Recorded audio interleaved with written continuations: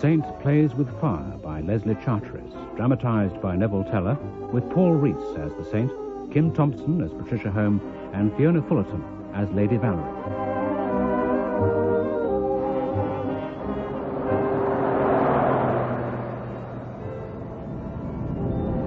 Three cheers for our licensing laws.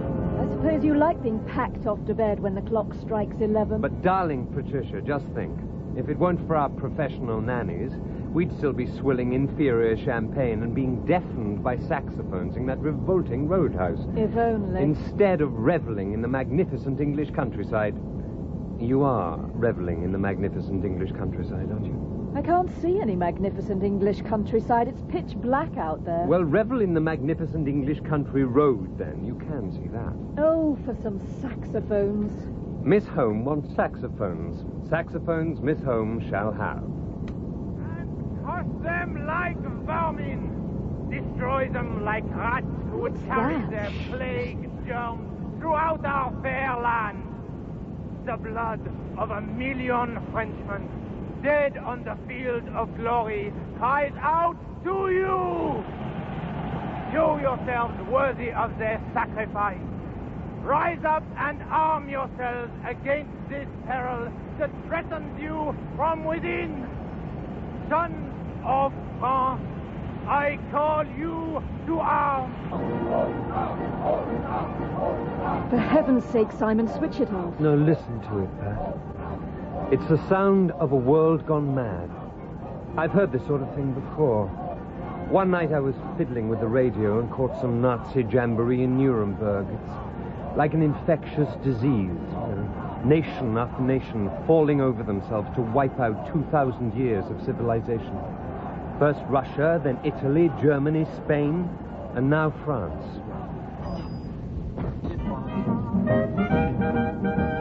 Thank God for a little sanity. And English saxophones. But what was that? The Sons of France. Heard of them? Colonel Marteau's Blue Shirt gang. They've been holding a midnight rally outside Paris. Torches, bonfires, flags, bands. The whole shooting match lifted from Herr Hitler. What's it all in aid of, for heaven's sake? Overthrowing the French socialist government, probably. And leaving the world safe for the arms manufacturers to make an honest fortune out of mass murder. It's a lovely idea. Look over there. Oh, yes. Anyone would say it's a fire. And that's just what I bet it is. We'd better drift along and look it over. Oh, Simon. This is how those racing chappies do it, you know. Really? And what do they do when they want to go around a corner? I should think this is the place. Handsome gatehouse. Now that's what I call a fire. It meets with your approval, then. Well, at least everybody seems to have got out. Come on, let's have a closer look. There you are. One young lady rescued. Oh, by Jove, Valerie, you're no lightweight, you know. All right. You rescued me, and I'm very grateful. For heaven's sake, stop pouring me, Donald, and find me something decent to wear. I think you look very well as you are. I prefer to have something more on than a chiffon nightdress. Out here, at least. Off you run, Donald. Damn it, Valerie. Do you realize how difficult Of course she does, old man. She knows you've been a hero, but she's just been practical. Now you try it and tell me, is there anybody left in the house? What? Oh, I don't know. Well, don't you think it'd be a good idea to round up the others and make sure nobody's missing? Oh, certainly. I see what you mean, yes. General, will you and Lady Sangor come over here? What's that? Oh, yes, of course. Come along, my dear. Mr. Luca, Mr. Fairweather, we're assembling over here. Well, someone ought to know. Are you all here? No, they aren't all here. John isn't here. Where's Johnny? Where can he be? He must have heard the alarm. Kenneth! Where does this man Kenneth sleep? He's in the end room on the left. That window there. Oh, my God. That wing's where the fire started. Just look at it. It's an inferno. Does anybody know where there's a ladder? Ladder. For heaven's sake. Pat, do what you can. Yes, darling. Stop him. For God's sake, stop him. It's suicide. Hey, you there, come back. But I was halfway across the lawn by then, racing towards the house. As I plunged through the front door, the heat struck me like a physical blow. I dodged across the hall and leapt up the stairs, 4 at a time. The smoke was thicker on the landing, but I saw that the door at the very end was closed. I fell on it and turned the handle. It was locked. No response. Flames curled out from beneath the door. Perhaps I could dislodge the key and fish it through the gap. I bent down and looked through the keyhole. There was no key. I rammed the door with my shoulder, but it was tough old English oak, seasoned by 200 years of history. There was nothing to be done. I fought my way back through the barrier of flame to come reeling out through the front door, clothes blackened and singed and smarting from a dozen minor burns. There we are, sir. That was a very foolhardy thing to do, sir, if I may say so, but, very brave. Nice of you to say so, Constable, but, do release your grip, Reginald, old boy. Being collared by the police makes me rather nervous. Sorry, sir. I'd get along and see the doctor, sir, if I was you. He's in the lodge with Lady Sangor. Is that the old trout's name? And I'll bet her husband's at least a general. No, thanks. I'd rather have a drink. I wonder if the owner of this jolly little bonfire would oblige. You mean Mr. Fairweather, sir? Well, that's him coming along now. My word, sir, let me shake you by the hand. I don't know who you are. Templar's the name. Simon Templar. Good grief. I've heard of you. You're known as a saint, aren't you? What were you doing here? Passing. Fine effort, young man. Splendid effort, by gad. But you shouldn't have tried it. Did anybody find a ladder? A ladder wouldn't be much use now. Quite right, Luca. Much too late. Just look at the flames. They're simply pouring out of the poor fellow's windows. Not a hope, poor chap. What a tragedy. It's lucky you turned back when you did.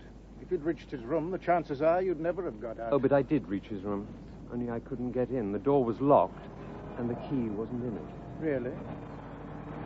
Well, now the fire brigade's arriving, I suppose we should get along to the lodge, General. We can't be any use here. Oh, no, yes. Well, that's splendid effort, young man. Splendid. Deserves a medal. I shall take personal steps to see that your heroism is suitably recognized, Mr. Templar. Well, we might as well be floating along. The excitement's over, and it's past our bedtime. You feel like bed? I thought you'd never ask. Excuse me, sir. Ah, Reginald. I'd better have your name and address, sir. There's going to be an inquest. My card, Constable. All particulars inscribed thereon. And this is where I'll be staying for the next few days. Thank you, sir. And you, ma'am? My name is Patricia Holmes. I'm with Mr. Templar. This chap, Kenneth, he wouldn't be any relation of the government minister, would he? His son, I believe, sir, from what I've heard in the village. Staying with Mr. Fairweather for the weekend. A long weekend, poor fellow. By the way, who's that other bloke? The one who looks as if he's been carved out of a small piece of cliff. Oh, you mean Mr. Luker? He's often down here. He's a financier or some such. Well, excuse me, sir. I must catch General Sangor before he leaves. I knew he was a general. Right, we'll be off.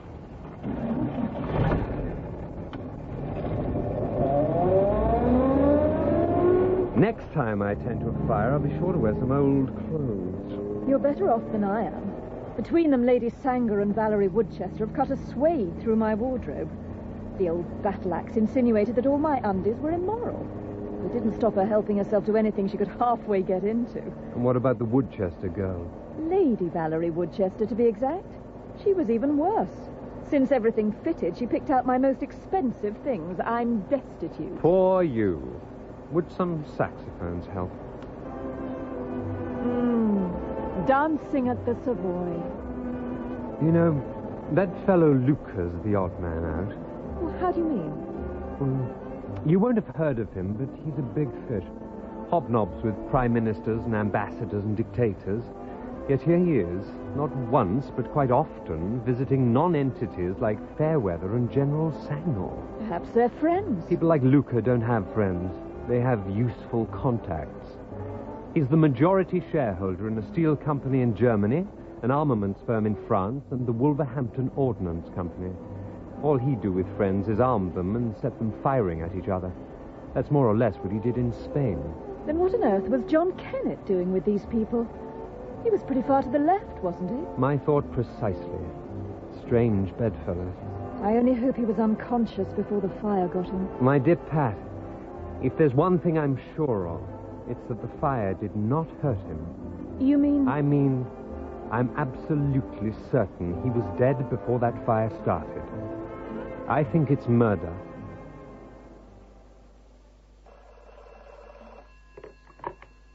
Peter Quentin? Yes, he's staying here. Of course I will. 11:30. Fine. He'll be there. Goodbye. That's for me, Peter. The inquest. It's at 11:30 in Amford. Right. The pleasure of your company is requested. I dare say this calls for a little light refreshment. You have the knack of hitting the nail unerringly on the head. Eh? Means yes, please, Peter. Oh, right. And you, Pat? I may as well join you. I do hope a mild libation will help put my thoughts in order. Your thoughts about murder, you mean? I'll give you 4 things. One of them is that John Kennett's door was locked. It certainly is. To say nothing of the fact that the key wasn't in it. Who did lock that door? Secondly, where were all the servants?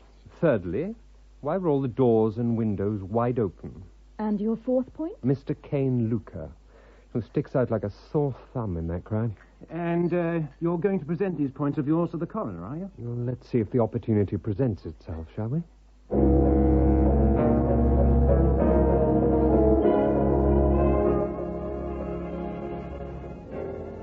Ah, Lady Valerie, I presume. Are you a reporter? No, but I could get you one. May I compliment you on your dress? I know it well. I always like that particular number. How silly of me. I remember you. You're the hero, aren't you? If you say so. Oh, if only you'd managed to reach John. I can't think what could have happened. He must have heard the alarm. And I knew he wasn't drunk. He couldn't have committed suicide, could he? No, he didn't commit suicide. I'll bet anything on that. But why did you think it a possibility? Well, he did have the most awful row, and I swore I'd never speak to him again. He did seem to take it rather to heart. Were you engaged to him? Oh, no, nothing like that. Of course, he may have thought... He may have that I thought was- you were in love with him, and you let him think so. Is that it? I suppose so, if you put it that way. What girl would see 1,000 guinea fur coat slip away just for want of a bit of an effort with a man? A fur coat, eh? And who made you this generous offer? Algy Fairweather. Of course, he's simply rolling in cash. 1,000 guineas was a drop in the ocean to him. He was more than willing to spend it if John could be reconciled to his father. That's the foreign secretary, you know. I know. Well, Algy thought that if John was engaged to me, only in a sort of unofficial way, of course, I could stop him being so stupid about all his left-wing causes. So, of course, I had to try. Any luck? Not really. Just wouldn't forget all his stupid ideas. And instead of enjoying himself like any ordinary person, he'd just lecture me for hours. Sometimes he'd bring along a fellow called Windley that he shared digs with, some ghastly place called Balaclava Mansions in Notting Hill Gate, of all places. And then they'd both talk at me. It was simply frightful. What did they talk about? Oh, he'd say the beastliest things about Mr. Luker and General Sangor and even his own father. And then he'd go on about something called the Sons of France. Say that again? The Sons of France? I don't know what that was about, so don't ask me. But he kept on about how he was going to upset everything in a few weeks and make things uncomfortable for everyone. Something about papers he and Windley were going to publish and photographs they'd got hold of.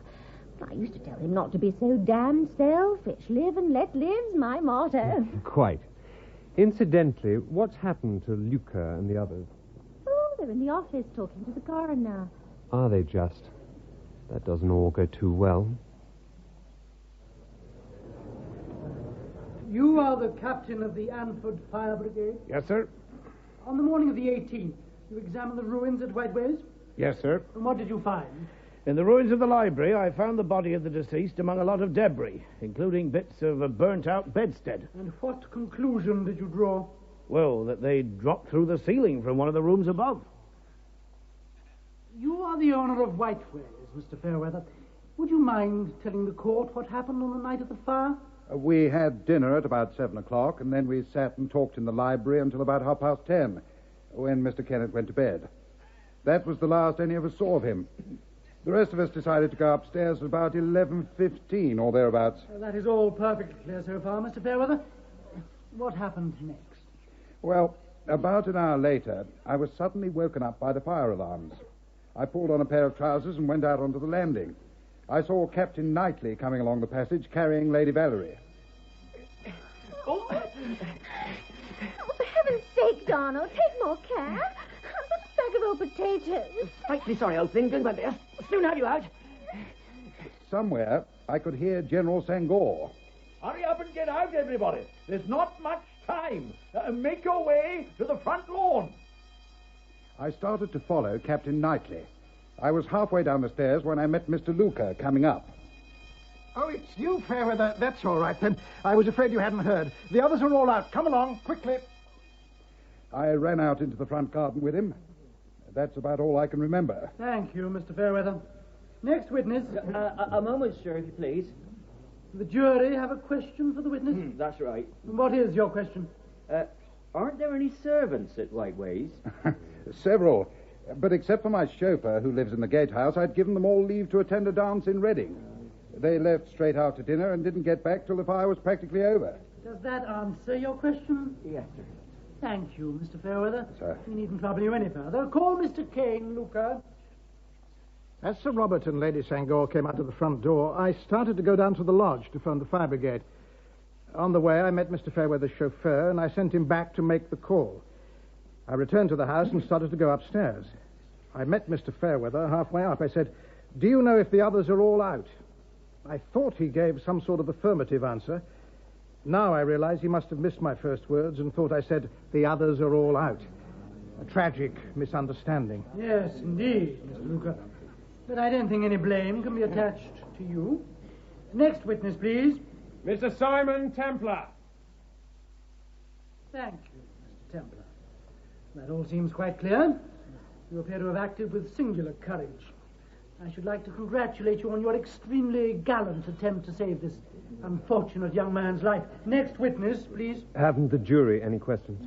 Yes, I've got some questions. Have you? Well, you'd better ask them then. You're the chap they call the Saint, aren't you? You've had lots of experience of crime. Now, do you think there was something fishy about this fire? Whatever nickname the public might know Mr. Templar by, his personal opinions are not matters which concern this court. Yes. I think there were a lot of very fishy things about it. Silence! Silence! I'll have the courtroom cleared. We are not interested in your theories, Mr. Templar. Please remember that this is a court of law. I am trying to. I was summoned here to give evidence about Mr. Kennett's death. I haven't given any yet. I'm trying to draw attention to a number of curious facts that I haven't been allowed to mention so far. What are they? For one thing, every ground floor window in sight was open, producing a draft which must have materially helped the growth of the fire. May I explain, sir? Of course, Mr. Fairweather. It had been a warm day, and we'd had all the windows open. It would normally have been the butler's job to lock up the house, and I'm afraid it slipped my mind. The butler would indeed have done so on his return, except, of course, on this occasion, he arrived back some time after the fire had started. Thank you very much, Mr. Fairweather. Now, this is an instructive example of the dangers of jumping to rash conclusions. There are some persons who, whenever they're in the public eye, are led to exaggerate and distort in the hope of attracting more attention to themselves. So much for your fishy facts, Mr. Templar. Then why was young Kennett's door locked? But why shouldn't he lock his door? He had every reason for locking it. He was staying in a house full of people he bitterly opposed, who hated all he believed in. But it hasn't been proved that he locked his door. I simply said that the door was locked, and I might add from personal observation that the key was not in it. Beg pardon, sir. Who is that? It's Albert Bream, sir, Fire Brigade Captain. Ah, yes, Mr. Bream. You have something to say? About the key, sir. I found it among the debris in the library. Thank you very much indeed, Mr. Bream. Mr. Kennett locked his door and took out the key. I fail to see any sinister implications in that. I have frequently done so myself. And have you frequently held inquest without bringing any evidence to establish the cause of death? Mr. Templar, that is a most improper remark, and you will withdraw it at once. I do withdraw it. I apologize. Go back to your seat. I am strongly minded to commit you for contempt of court. But since it is publicity you are doubtless seeking, I shall not give you that satisfaction. As for the cause of death, in a case like this where there is no evidence to justify a suspicion of foul play, it is not necessary to order an autopsy. Now then, members of the jury, let me summarize the facts in this case, which are absolutely clear. You were magnificent, Simon. I could have murdered that coroner. But what good did you do? The verdict was still death by misadventure. No good at all. But it had to be tried. My worst mistake was in telling Luca at the time that the key wasn't in the door. He simply slung it through the library window at the first opportunity. Incidentally, I noticed you getting all cozy with your girlfriend before the inquest, but I didn't see you take my dress off her. There's a time and a place for everything, Pat.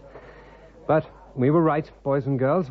Our old friend, the arms racketeers, are on the warpath again. Luca, Fairweather and Sanger. With Luca pulling the strings. The Sons of France are in it somewhere, too. I'm pretty certain that something big's in the offing.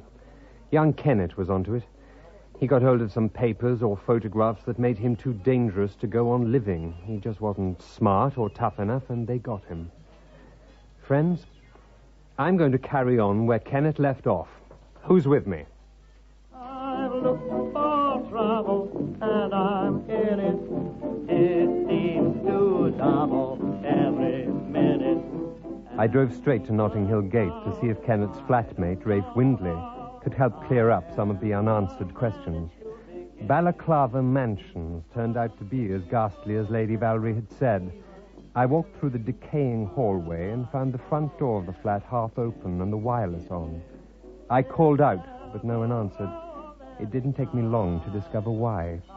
A bullet fired at close range had very effectively ended Rafe Windley's chances of ever saying anything again.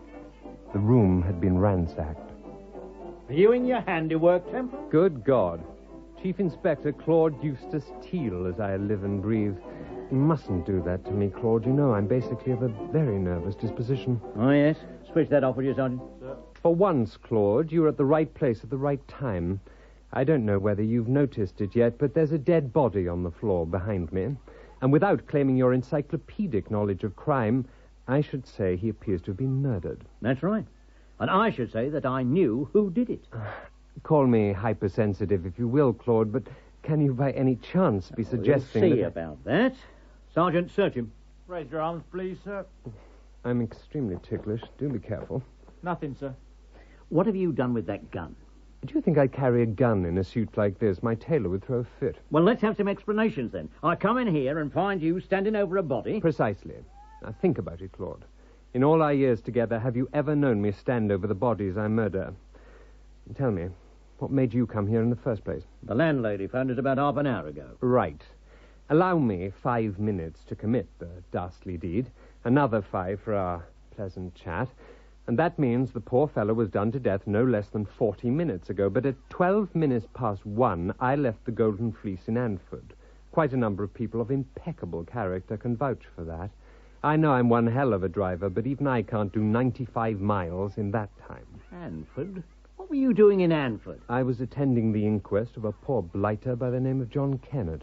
You mean the Foreign Secretary's son, who was killed in that fire? How you do keep up with the news, Claude. All right, you were at Anford, but what are you doing here now? I wanted to see Rafe Windley before someone else did. I was too late. Believe this or not, but Windley and the late John Kennett shared this charming pied-à-terre. What was the verdict at the inquest? Death by misadventure. And was it?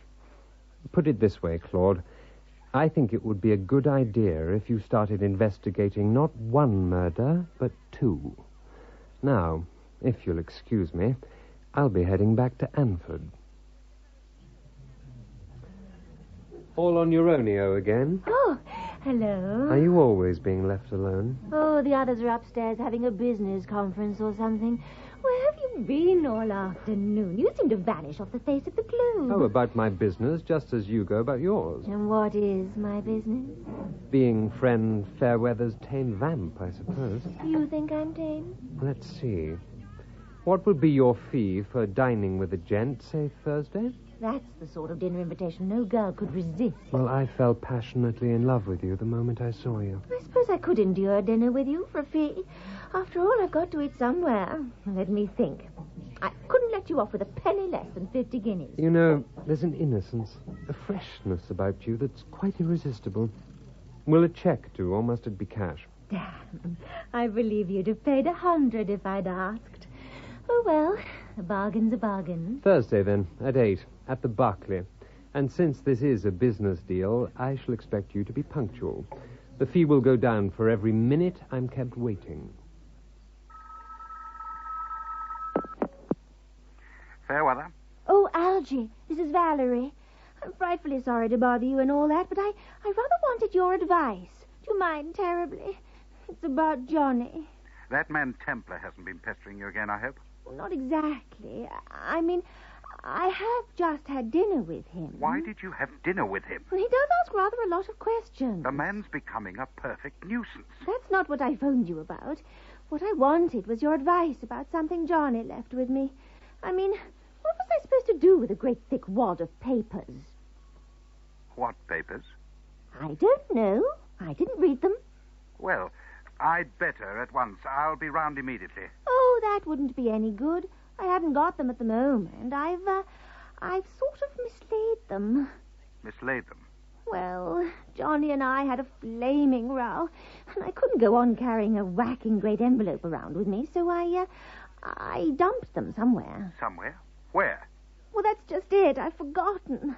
Some cloakroom or other. Well, I suppose I had a ticket, but all my things went up in the fire. I was wondering if it might be a good scheme to get Mr. Templar to help me find them. Templar? Certainly not. The last man on earth. You haven't told him about these papers, have you? Not really, but, you know, I think he guesses something. 2 or 3 times this evening he asked if Johnny had ever given me anything to keep for him. You must remember where you put them. Oh, don't worry. I've written to Celia Mallard. What on earth has Celia Mallard got to do with it? Well, she was with me when I dumped them, and she's got a perfectly marvelous memory. I told her in my letter they were worth thousands. So if anything happened to me, she was to go straight to the police. I should get a letter back quite soon. How long does the post take from Monty these days? What made you say the papers were worth thousands? I don't know. But anything terribly important is bound to be worth a lot of money to somebody, isn't it? Not necessarily. But I'd see you didn't lose by it. You did once tell me you needed a car to go with that fur coat, didn't you? And you believe her about this cloakroom ticket? I don't know what to believe. Knowing her methods, I suppose she's fishing to see how much we're prepared to pay. This dinner with Templar. How do you know he didn't put her up to this? Oh, my God. She might easily have no papers at all. No, my dear Algy. I'm afraid we shall have to take more permanent steps to deal with both of them. What sort of steps? Do you really want to know? You mean... You and Sangor, you're like a couple of squeamish old maids with shares in a brothel. You want your dividends, but you're determined not to know how they're earned. That's how you were about Kennett and Windley. Now it's Templar and Lady Valerie. Well, I'll spell it out. We get hold of that cloakroom ticket, or establish that it doesn't exist. And then they've got to be murdered. Hello? Is that you, Simon, darling? This is Valerie. Hello, darling, and how are you? Fine, fine. Listen, Simon, remember that cloakroom ticket I asked you to keep for me? Cloakroom ticket. Of course, it's quite safe. Oh, good. You see, I'm afraid I must have it back at once. Sorry to be a nuisance, but it's frightfully important.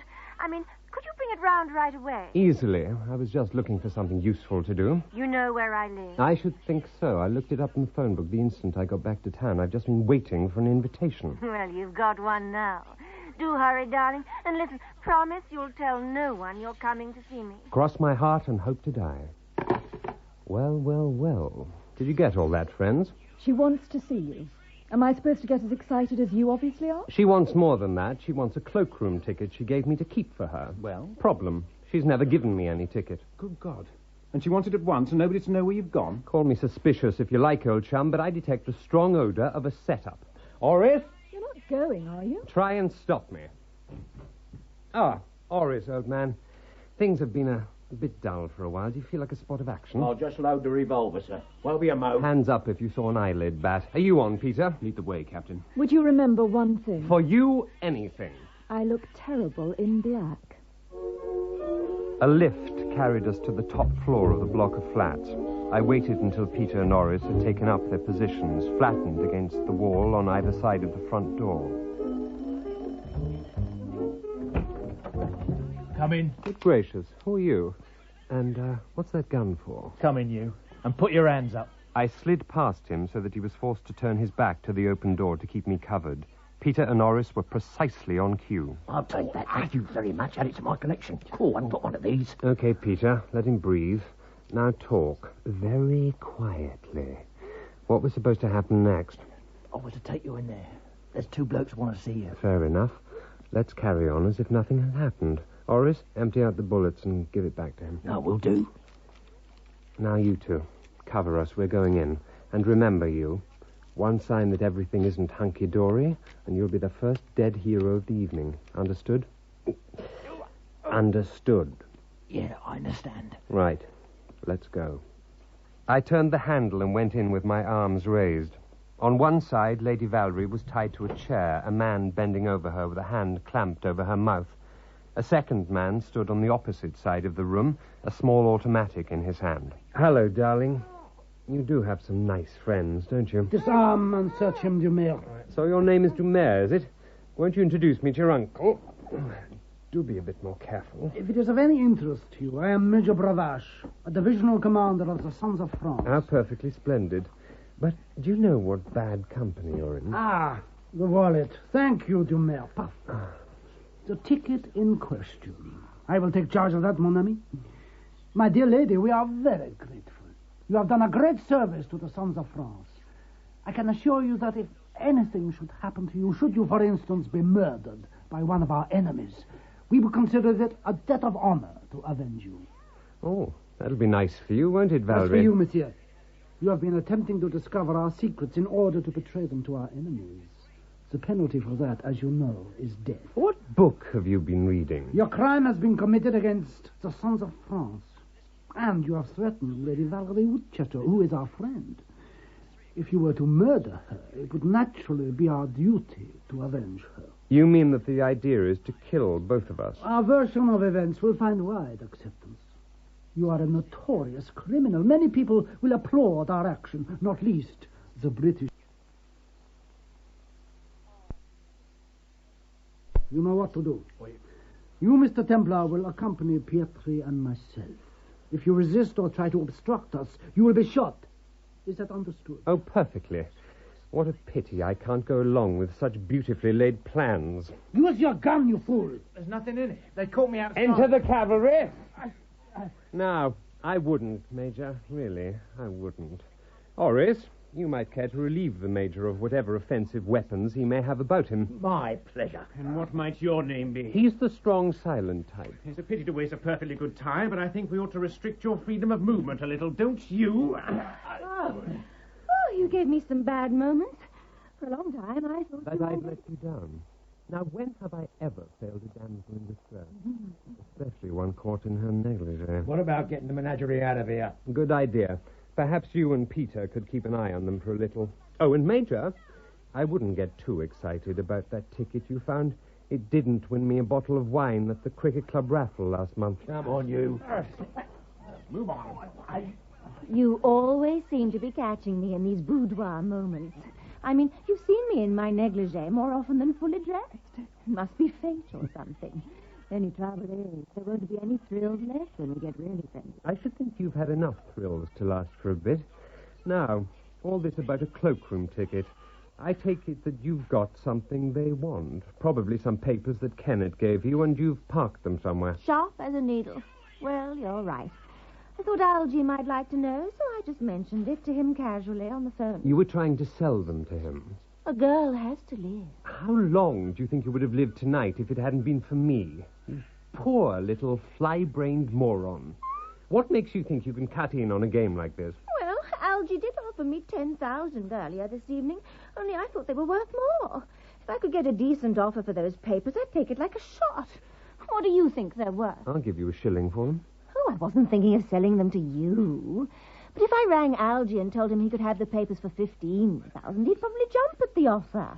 I mean, after what's happened tonight, he'd consider himself damn lucky to get them at all. Where are those papers at the moment? They're in a cloakroom, all right.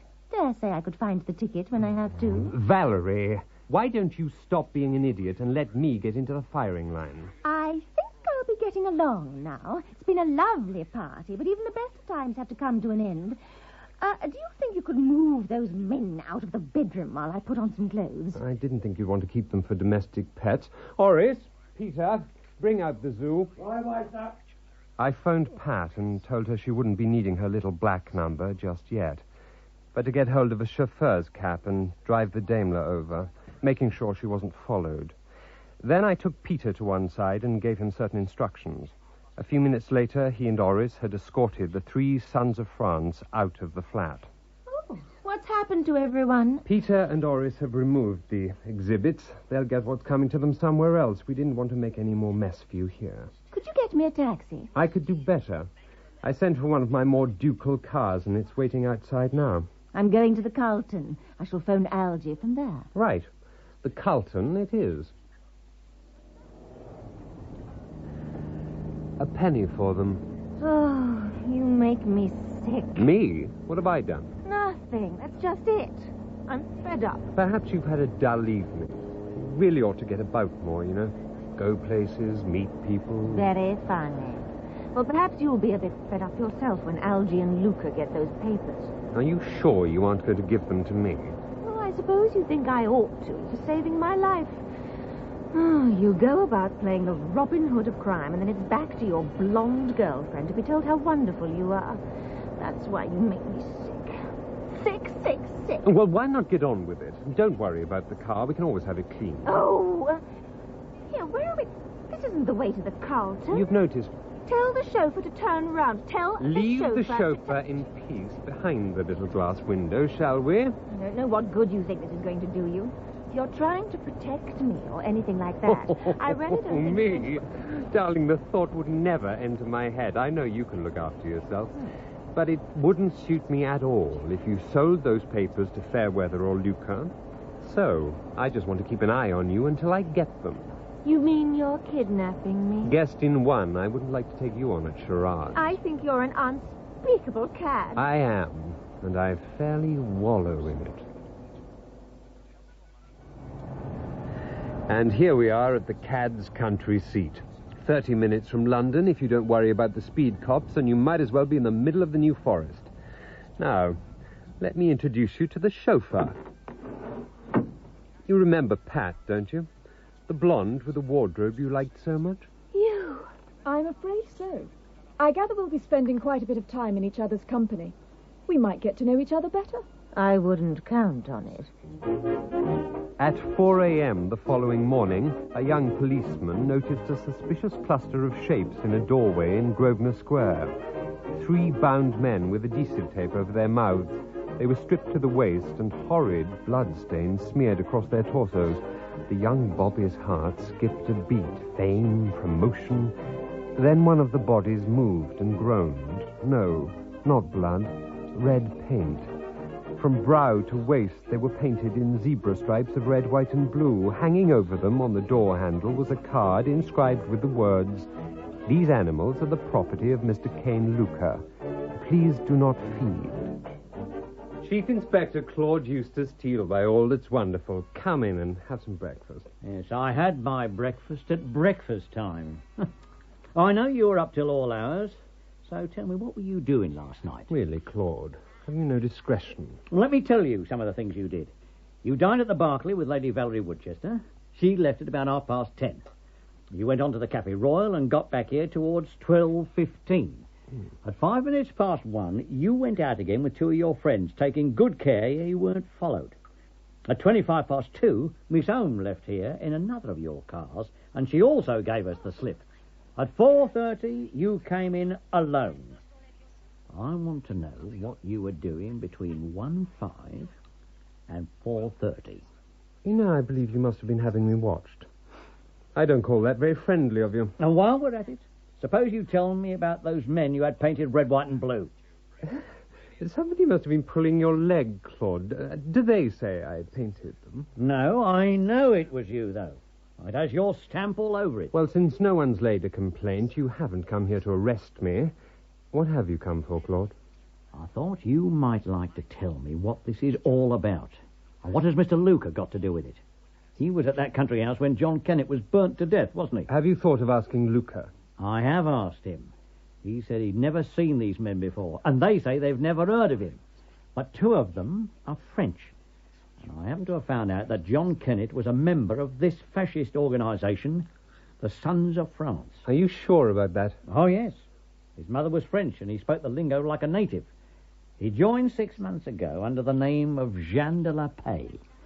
Incidentally, she was also a member of the French Communist Party. What do you make of that? That he had guts, for one. But he must have got further than just joining, and that would be another reason for having him cremated. Well, what was the first? Come on, Templar. Let's work together. All right, Claude. I'll tell you the little I know. Let's start with friend Luca. He's currently top tycoon in the arms racket. Yes, I suppose so. Friends Fairweather and Sangor are his stooges in a couple of British arms firms he controls. Between them, they practically have a monopoly of the arms industry in this country. And remember, the best way to increase profits in that game is for as many people to kill as many others as possible. Go on. Now let's go to France. There they have a fascist organization called the Sons of France, and it's pretty clear Luca is backing them. Fascist regimes are good for business. And Kenneth? John Kennett was a communist and a pacifist. And as I said, he had guts. He joined the Sons of France to try to expose the arms racket, and by some fluke he must have discovered something really worth discovering. So, he had an accident. But no one can prove that he was murdered. No, not yet, but I'm working on it. And what are you working on? Only one thing. Kennett fell for Lady Valerie, and he left some of his evidence in writing. That's why the flat was torn apart when Windley was murdered, but whatever it wasn't there. Lady Valerie has it, and for the moment she's not saying what she's done with it. She's concealing evidence. What's she doing that for? Doe, Mazuma, Boodle. She knows the evidence is worth cash to Fairweather and Co. But don't worry about it, Claude. The price is too high for you, and it wouldn't do you much good. I only wanted to find out what's behind the racket. Now, you know darn well. I sent a man round to interview Lady Valerie Woodchester. No Lady Valerie. But he found her maid in a rare old state. When she got in this morning, she found the flat turned upside down. It looks exactly as if she has been kidnapped. And if she has, I'll know who's done the kidnapping. Claude, what a suspicious mind you do have. Yeah, no, you stay here and I'll see who it is. Oh, Claude, you're a sweetheart. I've given Norris the day off. Oh, Mr. Fairweather. Morning, Inspector. You better come in.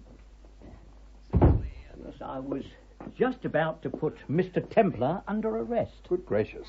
May I ask the charge, Inspector? I suspect him of being concerned in kidnapping Lady Valerie Woodchester. Kidnapping? Well, her maid told me she hadn't slept at home last night. As Mr. Templar seems to have been seeing rather a lot of her recently, I thought he might know where she is. Oh, but I do. I knew it. Now, where have you taken her? Well, she's no more than half a dozen yards away from you. Here? Of course. You didn't think of that, did you? You'll find her perfectly safe and sound. Where is she? Come through to the bedroom and I'll show you. This way. You always suspected this place was an Aladdin's cave of secret passages, Claude. This ought to amuse you.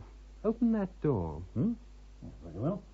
Lovely selection of suits, if I say so myself. Look, I didn't come here to admire Look, your just wardrobe. get in there and push the wall at the end. It opens. Yes? What do you see? In you go. Yes. Templar, open this door and let us out. All in good time, gentlemen. All in good time. Let us out. Hello. Horace here, sir. Bad news. The girl's just got away. Oh, dear. Let me talk to Miss Holmes. She ain't here. She went out in a car to buy some scotch. While she was gone, this Lady Valerie shouts out that the ruggy's on fire. I go to see and she slips out behind me. Before you can say Jack Robinson, she's aired it down the stairs, and she's off like a bat out of hell with your Daimler. The Daimler? The unkindest cut. Listen, Norris. All hell is about to pop, and you'd better get out from under. Stick around till Miss Holmes gets back. Then both of you make for Brooklands, get out the old kite and fly over to Heston. Peter will be waiting for you, and do exactly what he tells you. Got it? Peter, old man, 1 or 2 balloons have gone up. Action is undoubtedly called for before Chief Inspector Teal emerges from my wardrobe. I don't think I quite caught that. It's a nice story, but another time, Peter. Now listen. Pat and Norris will be on their way to Heston with the monospar at any moment. Get over there and take off at once. Hop over to Deauville. Take the train to Paris, and I'll be in touch later at the Hotel Raphael. Be seeing you. Righto. I left the flat to the sound of thunder on the wardrobe door. It could only be a matter of seconds before it gave way. The lift deposited me swiftly in the basement garage, and I slid into the Hirondelle.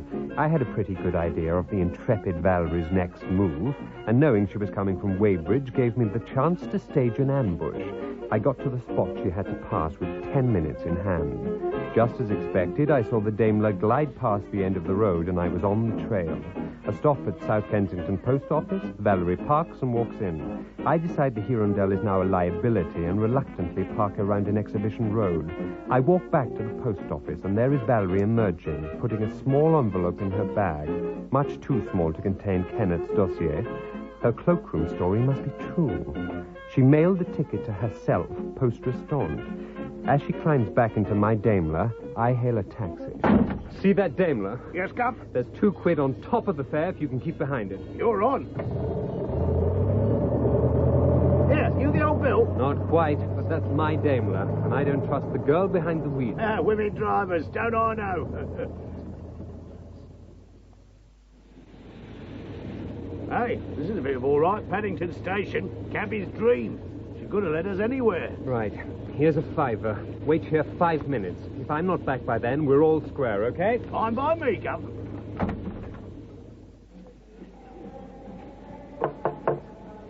That young lady, the one just before your last customer, where did she want to go? Anford, sir. Well, give me a ticket there. First class. There were 3 minutes to spare, and I made a dash for platform 6. I pulled up just in time. A burly man in a dark suit was pacing bovinely past the platform entrance. The alarm had gone out in earnest. I hadn't a snowflake's chance in hell of boarding that train. I turned and walked quickly out of the station. The Daimler was where Valerie had considerately parked it. I gave the car its head, and I made Anford Station in 3 minutes under 2 hours. The London train had beaten me by a good quarter of an hour, but the local taximan remembered his female fare. Once seen, Valerie Woodchester isn't easily forgotten. He dropped her at the Golden Fleece. Come in. Darling, something the matter with our hospitality? Well, I'll be damned. Aren't you marvelous? How on earth did you know I was here? Professional secret. I do these tricks for a living. And now, suppose you tell me what John Kennett's papers were doing in the left luggage at Paddington Station. I had them with me when I came down for the weekend of the fire. I hadn't read them, of course, and John was sure to go on about them. So I decided I'd leave them somewhere safe. Then the fire happened and everything, so I thought I'd better see what they were all about. And what are they all about? I don't know yet, but they look rather dull. If I let you see them, I don't see why we shouldn't work together. You do rather like me, don't you? Darling, I adore you. Well, I hope so. Because if you don't, I'm going to scream for help and bring the whole hotel in.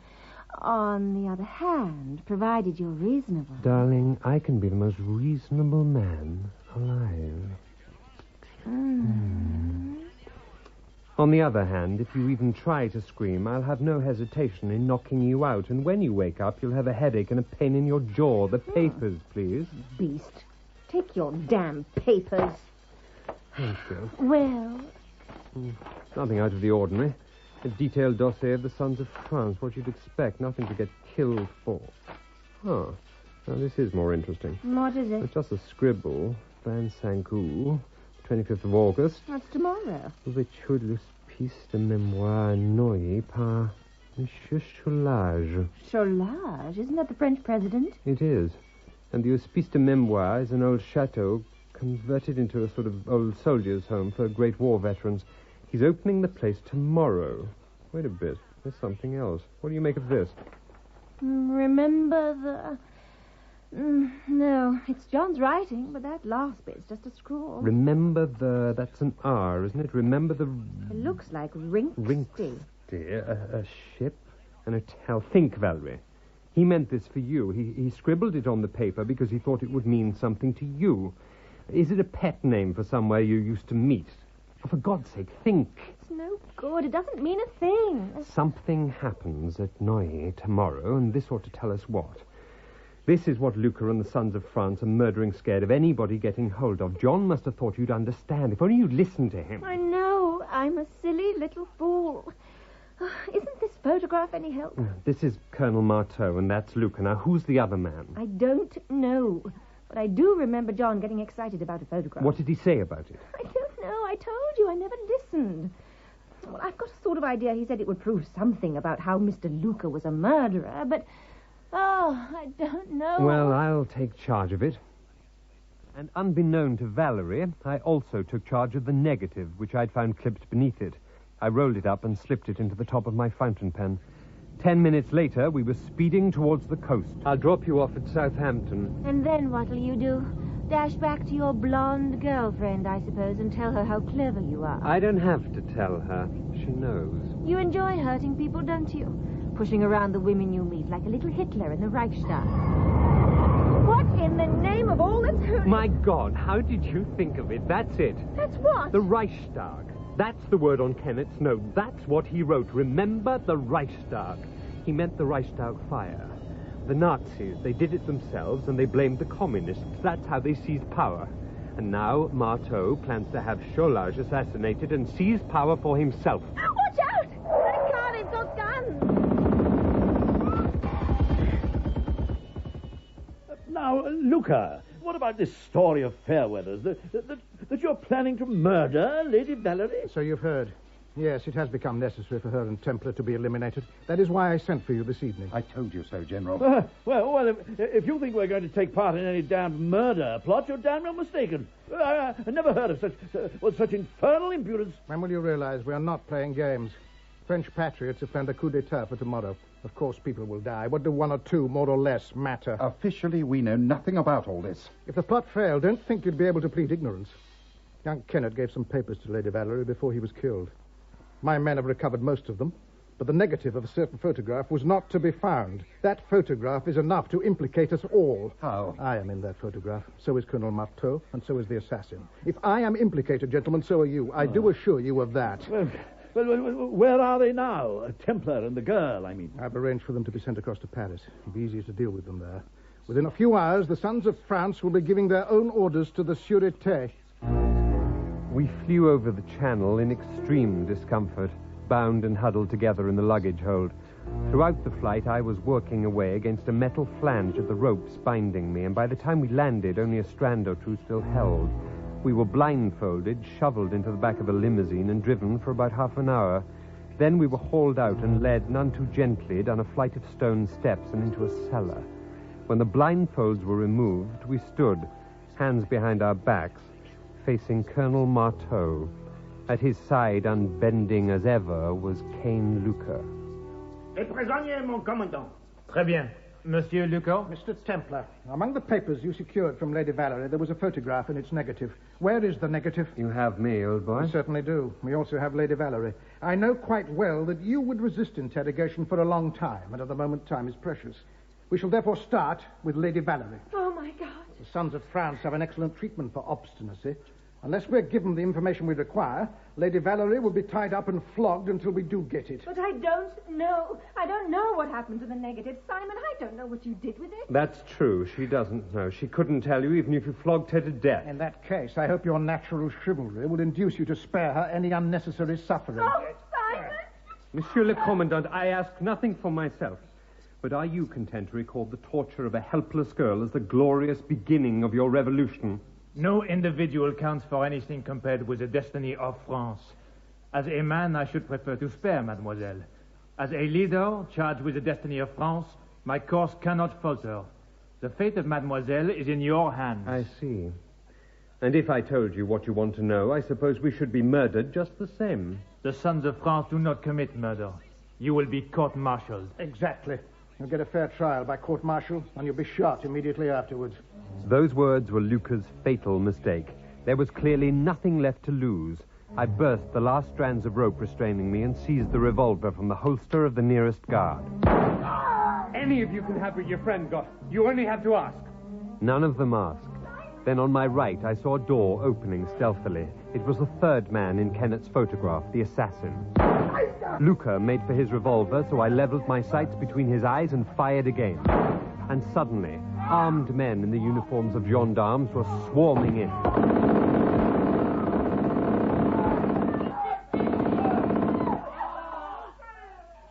Saint, may I have the pleasure of presenting Monsieur Senap, Paris police? Ah, Monsieur Templar. I only regret that your message reached me too late to save you this inconvenience. My dear sir, I'm devastated to have troubled you. Oh, no trouble, Monsieur Templar. I assure you, a pleasure. I think I'm going to be married soon. Who's the lucky man? Captain Knightley. You remember him, don't you? He rescued me from the fire. So he did. Why do you think the general shot himself? I suppose he thought it was the best way out for him. Let's drink to him. To Sangor? Why? Haven't you ever wondered why all those policemen poured into that cellar in the nick of time? Well, Senap said he got a message from you. I sent no message. Sangor sent it.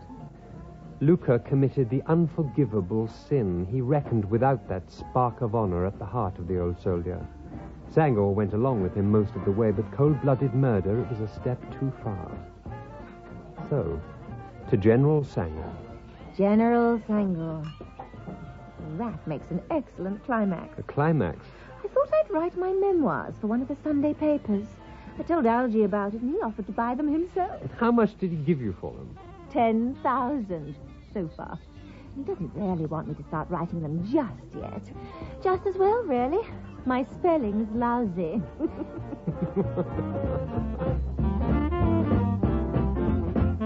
In The Saint Plays with Fire by Leslie Charteris, dramatised by Neville Teller, Paul Rees played the Saint, Kim Thompson, Patricia, Fiona Fullerton, Valerie, John Baddeley, Inspector Teal, Jonathan Keeble, Peter, John Hartley, Fairweather, Geoffrey Whitehead, Luca, John Turner, General Sangor, John Hollis, Oris, Andrew Branch, Knightley, Roger May, Marteau, David Collings, the Coroner, and David Timpson, Breen.